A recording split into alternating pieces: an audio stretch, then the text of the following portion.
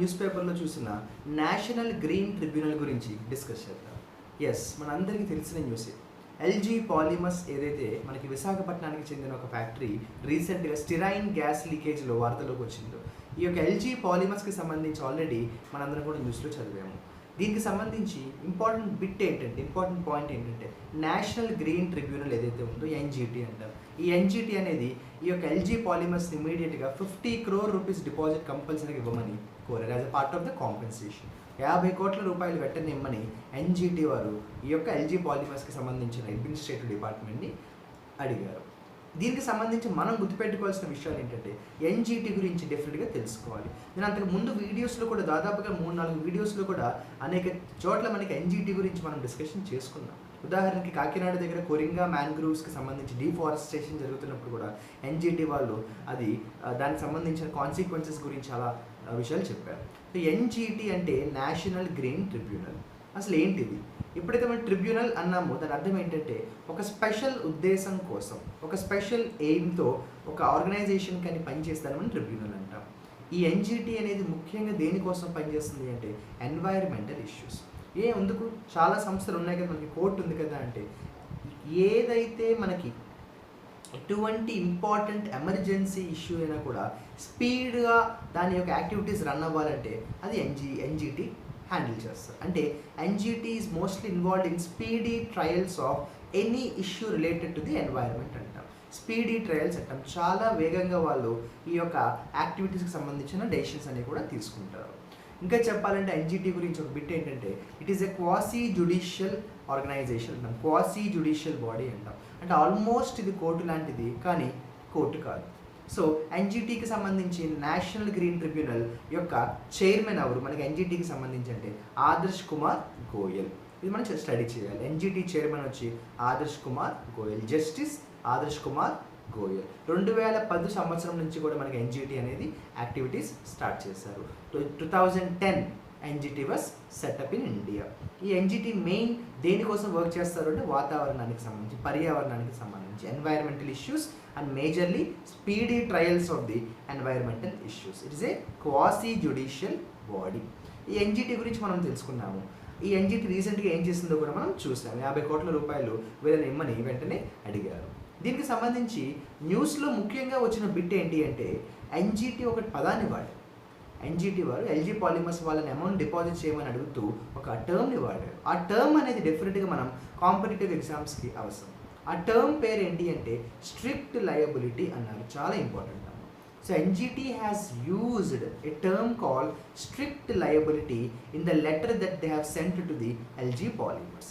Strict liability అంటే సాధారణంగా ఒకరికి ఇబ్బంది కలిగితే వాళ్ళు దానికి సంబంధించిన కాంపెన్సేషన్, నష్టపరిహారాన్ని ఇవ్వాలని బాధ్యత. అయితే ఈ యొక్క టోటల్ ప్రాసెస్లో 2 పదాలు మనం జనరల్గా ఎక్కువ మనం వాడే పదం ఏంటంటే అబ్సల్యూట్ లయబిలిటీ అంటాం. అంటే తప్పు జరిగింది కాబట్టి వాళ్ళు దానికి సంబంధించిన పరిహారాన్ని ఇవ్వాలి.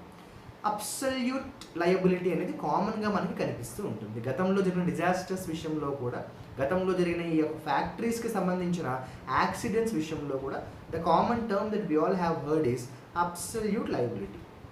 అయితే ఎప్పుడైతే ఈ యొక్క ఎన్జీటీ నేషనల్ గ్రీన్ ట్రిబ్యునల్ వాడిన పదం ఏంటమ్మా స్ట్రిక్ట్ లయబిలిటీ అనే వర్డ్ వాడారో అది కొంత న్యూస్లోకి వచ్చింది.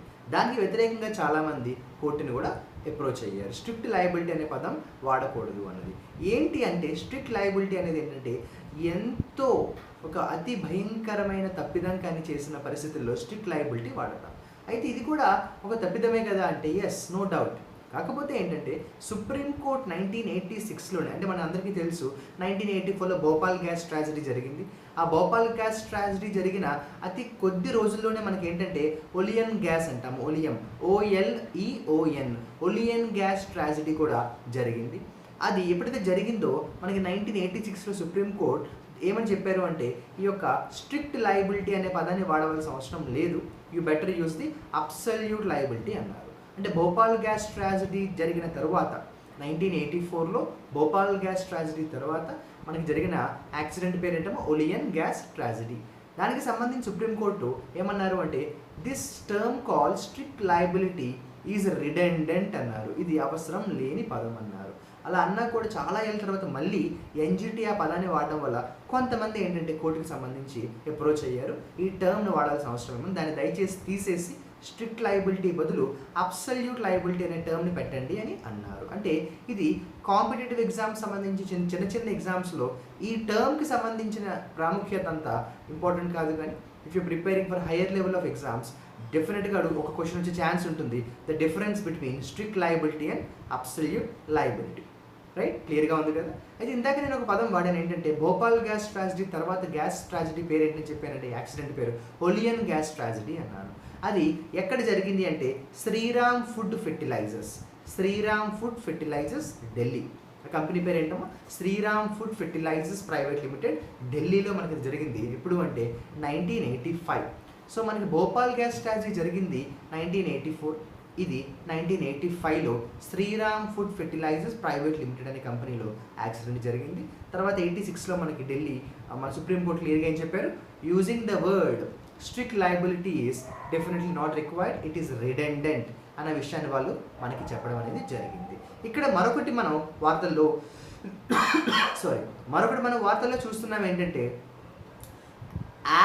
దాన్ని ఏమంటామంటే ఏదైతే యాక్సిడెంట్ జరిగిందో, మనకి ట్రాజడీ జరిగిందో దాన్ని కొంతమంది ఎలా డిస్క్రైబ్ చేస్తున్నారంటే యాక్ట్ ఆఫ్ గాడ్ అనే పదాన్ని వాళ్ళు తీసుకొస్తున్నారు. అంటే యాక్ట్ ఆఫ్ గాడ్ కదా, ఇది ఒక ఎవరు కావాలని చేసిన ఒక ఇది కాదు కదా, it is a kind of accident కదా, దానికి స్ట్రిక్ట్ లయబిలిటీ అనే పదాన్ని వాడవలసిన అవసరం లేదు కదా అని కొంతమంది దీన్ని తీసుకొస్తున్నారు. ఈ వీడియోలో మనం మెయిన్ చెప్పుకున్నది ఏంటంటే national green tribunal has asked 50 crore rupees from LG Polymers and also we have discussed the difference between strict liability and absolute liability. ఇక ఆఖరికి ఒక బిట్ చెప్పి నేను ఈ వీడియోని ఎండ్ చేస్తాను. ఇందాక ఏదైతే నేను భోపాల్ గ్యాస్ ట్రాజడీ గురించి చెప్పానో అప్పుడు మనకున్న చీఫ్ జస్టిస్ ఎవరు అంటే P N Bhagwati. This is about a very recent news about NGT asking LG Polymers to deposit 50 crore rupees. All the best.